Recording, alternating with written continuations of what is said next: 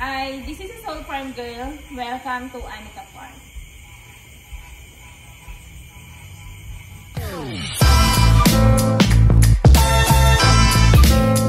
Audio Jungle.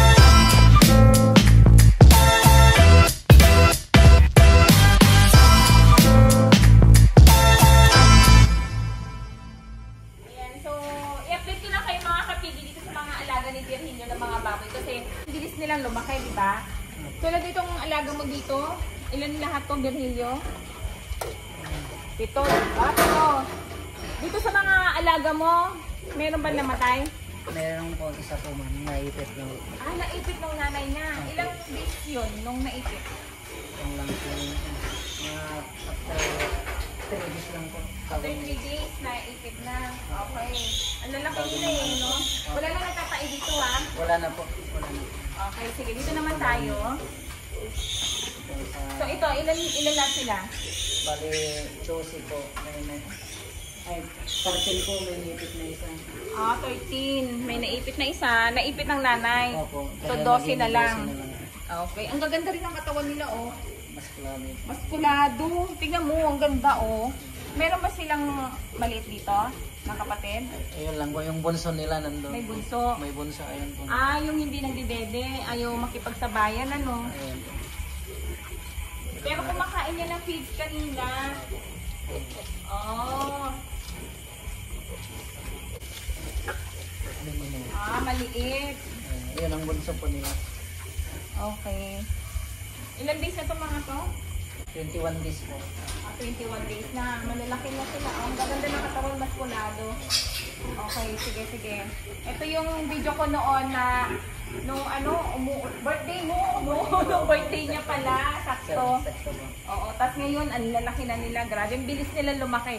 Maganda talaga lahi yung F1. So ito naman Virgilio. Ilan na to? Bali, 1 po ito ma'am. 12 po. May namatay ba? Wala po.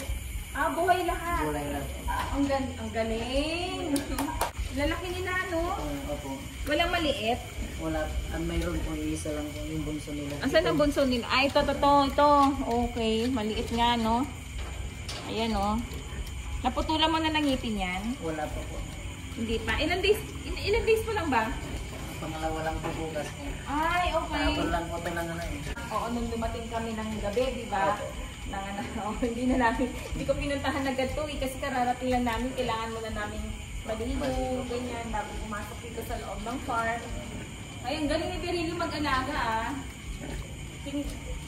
Ito naman, Virgilio, ito namang inahin natin dito. Si Camille po. Okay. Sa 23 po mga anak ng July po bukas. Oh, sana bago kami umalis. Opo. Mga anak na. Mga ilan kaya ang anak nito? Sa tingin mo, mga ilan ang iaanak niyan? Higher, 12. Okay, sana laging 12, no? Para maganda yung kita natin. Maganda. Ang laki na siya niya eh. Laki po eh. Pang ilang anak na ba niya? Bali, pangatlo na po ito. Pangatlo na. Yung unang anak niya, naalala mo ko ba? Oo, pan po noon nakaraan po. Ilan yung anak niya nung una? Siyam po, tapos nangyipit na isa. Bali, 8 lang. 8. Tapos yung pangalawang anak niya? Yung bumaba po na yung amin po. Naging 6 na lang. Naging 6 na lang. Okay. Tapos ngayon, pangatlo po. Oy, sana 12. 12 po. Para maganda-ganda ngayon ang kita ng baboy. Kasi yung last na nagbenta kami ni Virgilio, kung napanood niyo yung video ko, nasa 4 months pa lang yung mga alaga namin baboy. Tumimbang na ng 94 kilos. Grabe ang lalaki ha. Imagine, 4 months pa lang yun from birth ha. Tumimbang na ng 94 kilos. Samantalang dati, yung isang caretaker ko, mga 5 months, 5 to 6 months yata, parang ganun pa rin yung timbang, 94 to 98 kilos. Ewan ko kung sa anong ginagawa niya sa feed. Anyway, kalimutan na natin yun. Past is past. Yun. So, ang importante kasi, yung last na nagbenta po kami ni Virgilio, 255 per kilo yung live weight. Pero ngayon, grabe, sobrang baba. Kaya talagang laging timing yung pagbibenta namin ng baboy. Tapos, oo nga, di ba? Bago-bago tayo. Kasi ito may kikwento ako sa inyo kasi si Virgilio, dito ka natutulog, di ba? Grabe. Saan yung higaan mo? mo? Dito po. Ah, dito. May duyan po akong tinabi. Ah, sa duyan. Hindi naman siya malamok. Ano ginagawa mo? Yan naman po. Okay lang po.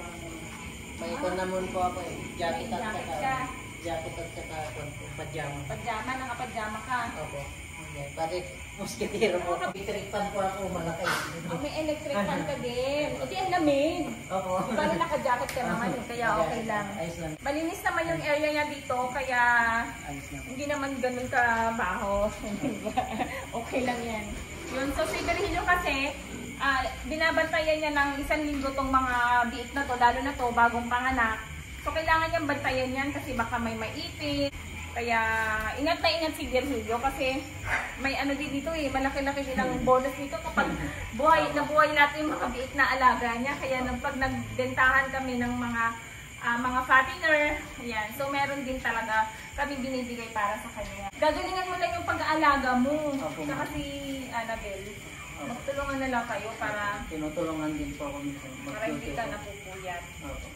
Kailangan lang po talaga natin mag-ingat para hindi magkasakit yung mga alaga po nating mga baboy. Sa mga hindi pa nakapag-subscribe, please subscribe and hit the notification bell para lagi kayo updated sa mga bago kong video. Happy farming everyone!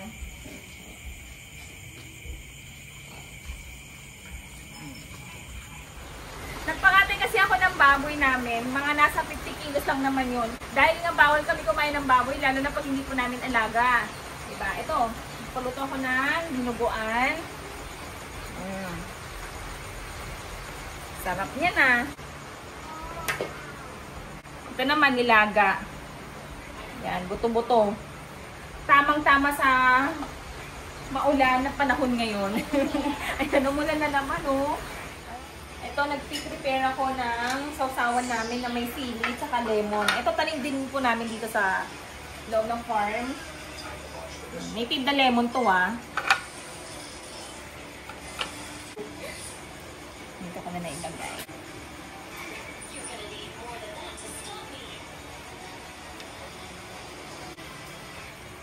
Lagyan natin ng patis.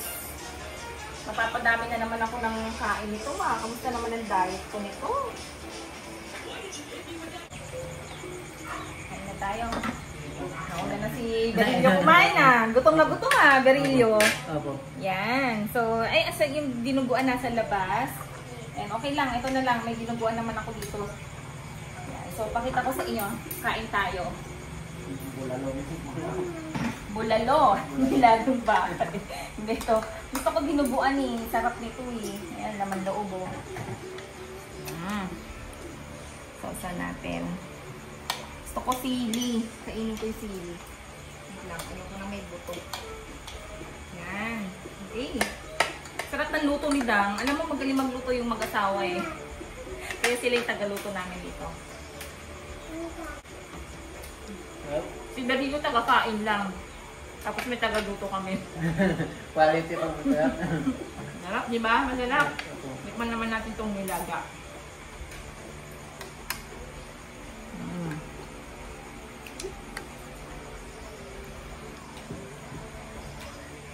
Ay, sarap na sabaw.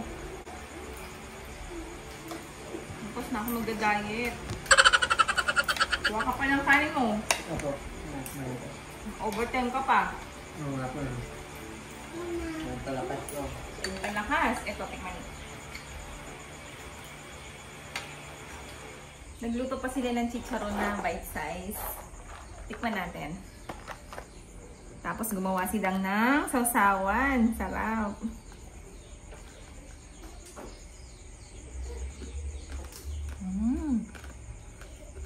Crispy. Sarap. Sarap din yung sausawan.